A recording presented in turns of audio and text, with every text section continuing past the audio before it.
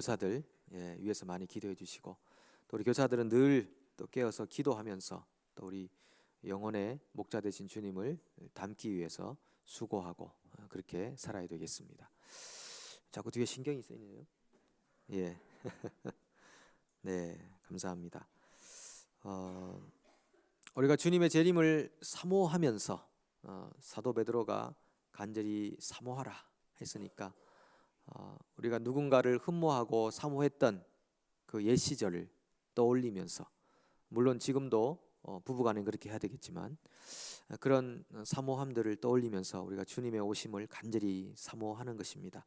주님이 오시면 우리가 상상할 수 없었던 그 영광의 나라에 이를 줄로 믿습니다. 그래서 우리 옆 사람에게 우리 같이 천국 갑시다 한번 인사할까요? 같이 천국 갑시다.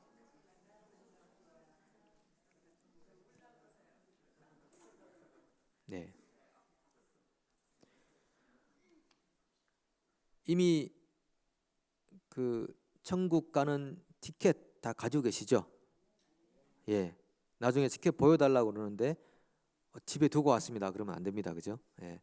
천국 가는 티켓, 그리스도의 보혈 꼭 붙잡으시고 그렇게 다 천국 가야 되겠습니다. 기독교는 말의 종교다라고 할 만큼 말이 중요하죠. 성경 첫 장부터 태초에 하나님이 천지를 창조하셨다. 뭐로? 말씀으로 창조했다. 그리고 마귀도 왜곡된 말로 사람을 영적 죽음으로 몰고 갔다. 그것이 영적 전쟁이죠.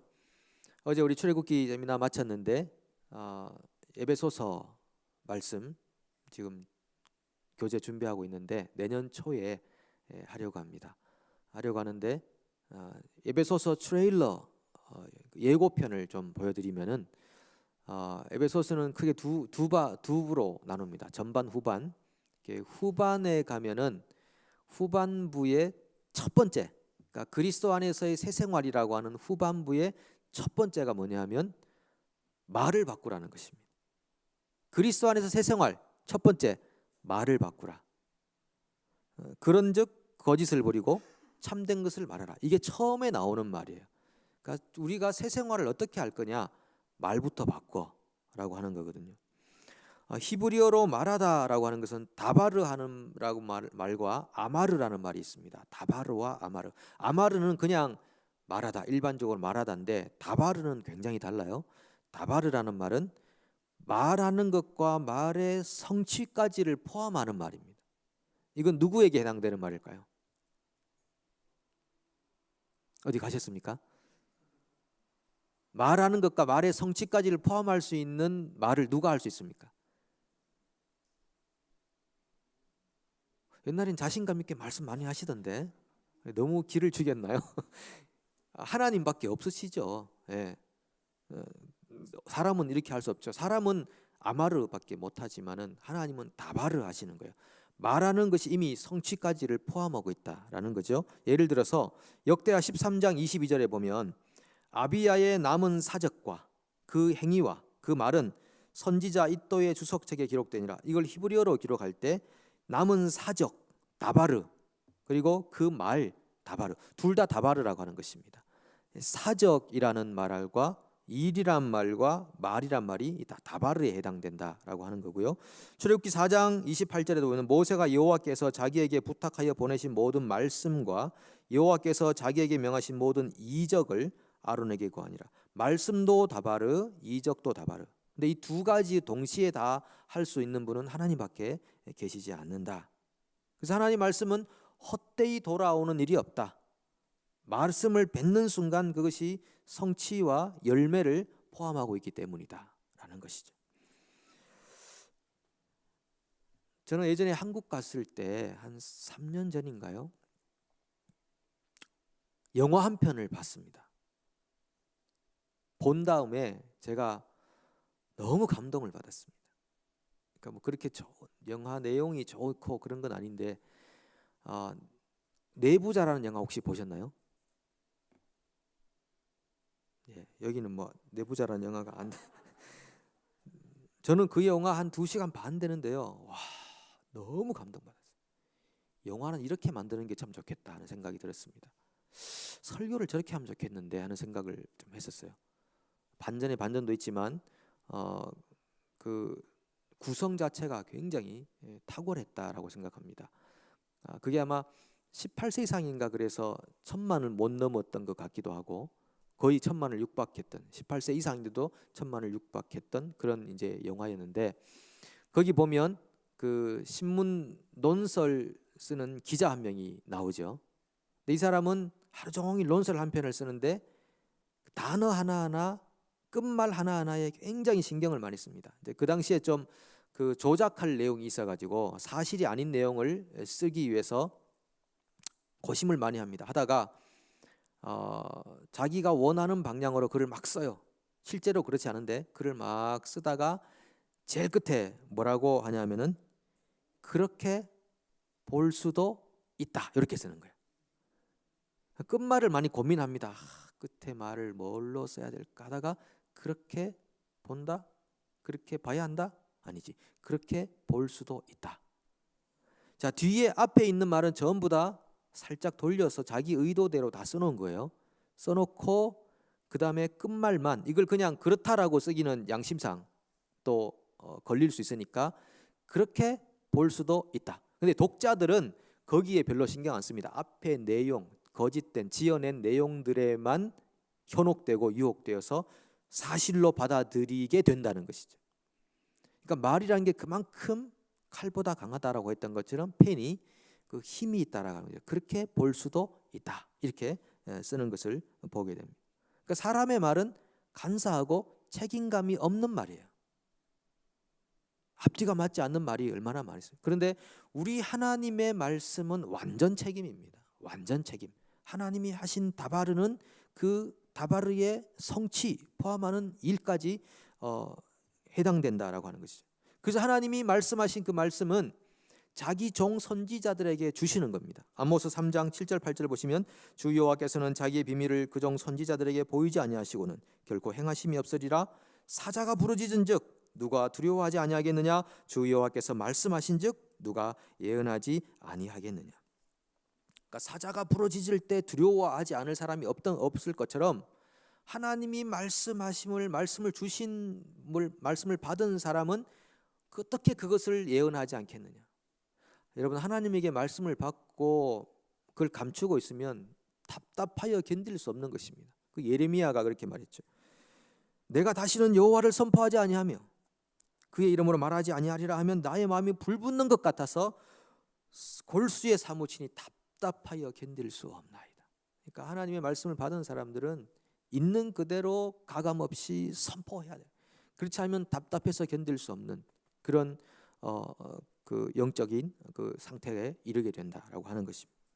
이것이 예언자들의 고난인데요. 구약의 예언자들이 그랬던 것처럼 신약 시대에는 교사들이 있었습니다. 베드로 시대 당시에 교사들이 있었어요. 지금 주일학교 교사하고 좀 다릅니다.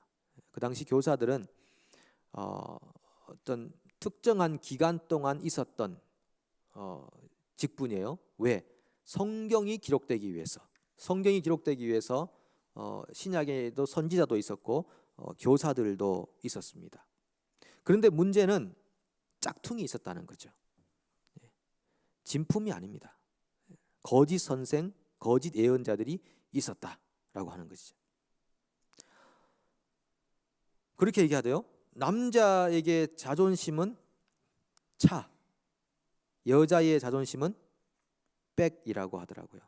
백, 가방이라고 그래요. 남자에게 로망은요, 더 좋은 차를 가지고 싶은 로망이 있답니다. 그리고 여자는 더 좋은 백을 가지고 싶은 로망이 있답니다. 여기 계신 분들은 아닌 것 같아요. 뭐 몇 분 계시기도 하겠지만은. 근데 여자들이, 여러분 그 말씀 들으셨죠? 여자들이 가지고 있는 백이 짝퉁인지 진품인지 아는 방법이 있다고 그러대요. 기억나시나요? 그거 백하고 전혀 관계가 없다, 그죠? 예. 비가 올 때 덮어 쓰고 가면 짝퉁이고 가슴에 품고 가면 진품이라고 그렇게 말하더라고요. 그리고 남편이 사주는 것은 짝퉁이고 애인이 사주는 것은 진품이다. 뭐 그래. 교제할 때는 진품 사다가 결혼하고 나면 짝퉁을 사준다. 이거는 우리하고는 관계 없습니다. 이건 세상에서 말하는 거겠죠. 그리고 새벽 기도 다닐 때는 진품을 안 가지고 다닌다고 합니다. 왜? 사람들이 봐주지를 않으니까. 그래서 주일에만 진품을 가지고 온다. 그렇게 쓰여져 있어요. 그리고 새벽에 혹시 진품을 들고 오셨다 할지라도 기도할 때 옆에 두지 않고 앞에 두고 기도한답니다. 짝퉁은 옆에 두고 기도하고. 여러분 가방이 지금 어디 있습니까? 옆에 있는 분들은 짝퉁입니다. 앞에 있는 분들은 진품이에요. 옆에 사람이 있어서 못 놓는 경우도 있겠지만, 자 그렇다고 하는데요. 이 가방이나 이런 것도 다 짝퉁이 있고 진품이 있는데 예언자, 교사들도 짝퉁이 있다는 것이죠. 하나님께서 보내지 않았다. 그런데 거짓 예언자들이 구약에 보면은 막 자기가 하나님께 받은 말씀인 것처럼 막 이렇게 막 토해내는 사람들이 있었거든요. 교사들도 마찬가지고, 오늘 본문에 보면 가만히 이단을 끌어들여서 우리를 사신 주님을 부인하게 만드는 멸망으로 이끌어가는 교사들이 있다, 이렇게 표현합니다. 그런데 그 거짓된 가르침은 어떤 것을 거짓된 가르침이라고 할 수 있는가 하면, 가르치고 인도하고 하지만 그 마음에 숨은 동기가 잘못된 경우에 거짓된 가르침을 하게 되어 있습니다. 마음에 숨은 동기. 사도 바울 시대에는 어떤 사람들입니까? 자기 편을 만들기 위해서 사람들을 띄워주고 칭찬해주면서 자기 편을 만들었던 그 율법주의자들이 있었습니다. 사도 바울이 갈라디아서에서 가슴을 치고 얘기하잖아요. 그 사람들이 그렇게 너희들을 잘해주는 이유가 있다. 자기들의 편을 삼으려고 하는 것이다 라고 말하고 있는 것이거든요. 이 거짓된 교사들은 마음에 숨은 동기가 잘못되어 있다라고 말하는 것이죠. 그래서 오늘 본문에 제가 몇 절을 쉬운 성경으로 한번 읽어볼게요. 3절에 보면 여러분에게 거짓을 말하여 이용하는 그 사람들은 여러분이 가진 돈에만 관심이 있을 뿐입니다.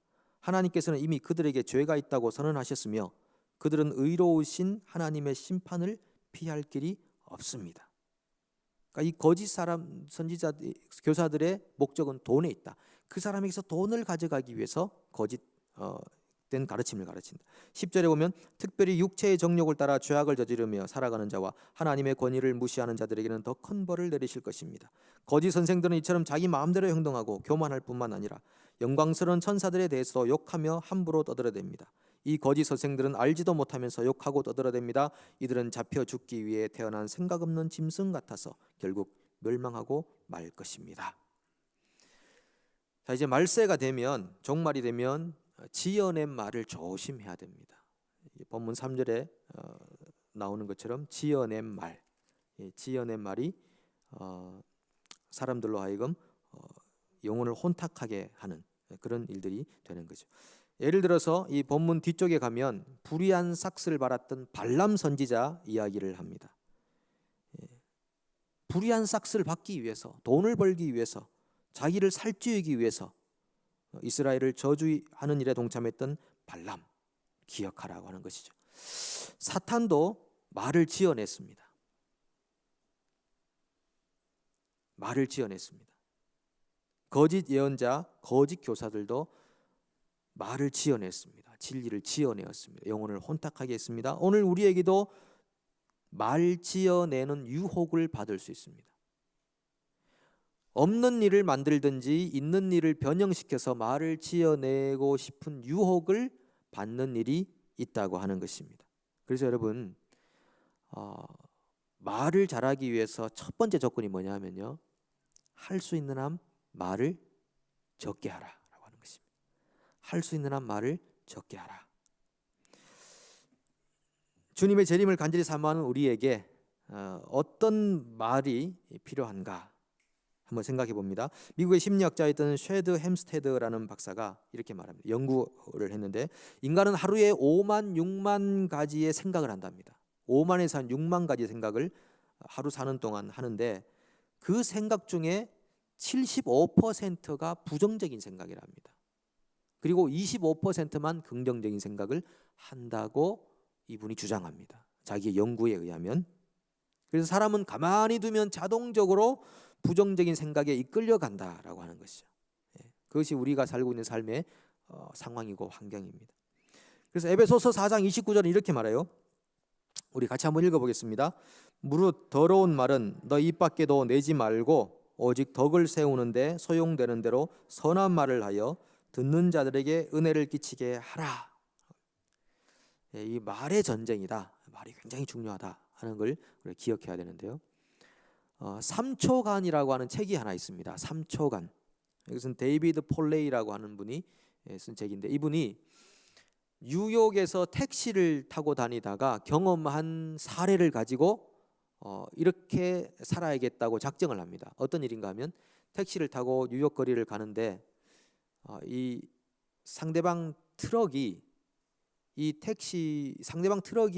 너무 부주의하게 운전해서 택시랑 부딪힐 뻔하다가 겨우 이제 피했는데, 이 택시 기사가 웃으면서 트럭 운전사에게 손을 흔들어 주더라는 겁니다. 그걸 보면서 이 데이비드 폴레이가 깜짝 놀랐대요. 아니, 이렇게 부딪힐 뻔하다가 지나가면 우리 입에서 뭐부터 나옵니까? 10원짜리 2개 하고 뭐 이런 게 나오잖아요. 이런 게 나오는데 이 사람은 웃으면서 손을 흔들더라는 것이죠. 그래서 그걸 보고 충격을 받았어요. 그래서 이 사람이 쓰레기 차의 법칙이라는 것을 이제 개발하기 시작합니다. 쓰레기 차의 법칙, 3초간 이제 주의하라는 건데, 이게 뭐냐 하면 사람들은 누구나 살아가면서 분노와 좌절과 실망감과 뭐 이런 그 실패감을 가지고 사는 경우가 있다는 거죠. 이것이 가득 채워지면 쓰레기처럼 된다고 하는 것입니다. 이 쓰레기가 잘못하면 나에게 확 부어짐을 당할 수 있다는 것입니다. 살다가 갑자기 나도 모르게 어떤 쓰레기 같은 이야기를 듣거나 상처를 받는 경우가 있는데, 그때 이 택시 기사처럼 미소 짓고 손을 흔들어 주라는 건데, 이게 참 우리 현실하고는 많이 다를 수 있습니다. 그죠? 이게 쉽지 않은 일이죠. 그러면서 만약에 그 쓰레기차처럼 나에게 주어지는 이야기에 휩쓸려서 나도 분노와 좌절감을 가지게 되면 나도 누군가에게 쓰레기차처럼 활동을 할 수밖에 없다고 말하는 거죠. 그래서 이 사람이 쓰레기차의 법칙을 기억하라, 이렇게 말하는 겁니다. 여러분, 상처받는 말이 있습니까? 나의 마음을 아프게 하는 말이 있습니까? 그분이 가지고 있는 분노와 좌절과 실망감 때문에 내게 부어지는 것이 될 수 있는데, 거기에 동참하면 나도 쓰레기차처럼 분노와 좌절과 실망감을 안게 된다. 그러지 말고 가능한 한 정말 할 수 있다면 말을 적게 하고, 정말 내게 분노가 부어진 일이 있다면 할 수 있는 한 미소 짓고 손 한번 흔들어 줄 수 있으면 얼마나 좋을까 생각합니다. 저도 운전하다 보면요, 정말 막 욕 나오는 경우가 있더라고요. 제가 하는 욕 그래봐야 뭐 별다른 욕 아닙니다. 지옥 가겠네 뭐 그 정도밖에. 옛날에 보니까 우리 교회 지금 다니고 있는 우리 이제 청년이 됐죠. 걔네들이 학생 때 그 부모님이 그 목회자인데, 걔네들이 그 형제 자매간에 싸울 때, 방에서 싸울 때 얘네들은 욕을 배운 적이 없기 때문에 그렇게 욕한다 그러더라고요. 너 그러다가 지옥 갈 거야. 너 그러다가 심판 받을 거야. 뭐 주로 성경에 나오는 이 예언적 언어로서 이제 막 싸운다고 그렇게 얘기하더라고요. 근데 우리도 배운 게 뭐 교회에서 배운 게 그거밖에 없어가지고 교회에서 욕을 안 가르쳐 주니까요, 욕을 못 하고 이 심판의 얘기들을 가지고 이제 그렇게 하는데, 어쨌든 그런 일들이 있더라고요. 운전하다가 막 저 사람 보라고 막 이렇게. 보통 이 운전하는 운전자들은 이 아시안 이렇게 말하거든요. 아시안들 굉장히 좀 무시하는 경향이 있다고 생각합니다. 제가 레이시즘인지 모르겠지만은 그 현지인들이 이렇게 보면서 고개를 흔들어요. 아시안들이다 이렇게 생각하는 거죠. 운전을 왜 저렇게 할까 생각하는데, 실제로는 유럽편들도 막 거칠게 운전하고 막 그런 분들이 있더라고요. 뭐 여기서 마치 잘못하면 이것도 그 인종 차별이 될 수 있기 때문에. 어쨌든 우리가 살다 보면 그런 지연의 말에 대한 유혹을 받을 때도 있고, 또 우리도 이 말로 퍼붓고 싶은 그런 유혹을 가질 때가 있습니다. 자, 그때 우리가 기억하셔서 우리 3초간의 법칙 기억하고 할 수 있는 한 선한 말을 하고 은혜를 끼치는 말 그렇게 하면서 살아야 되겠습니다. 그래서 이 말세 종말에 이 말의 전쟁에 우리가 넘어지지 않고 끝까지 주님 오실 때까지 선한 말을 하며 은혜를 끼치며 승리할 수 있기를 축복합니다. 함께 우리 찬양하고 기도하는 시간 갖도록 하겠습니다.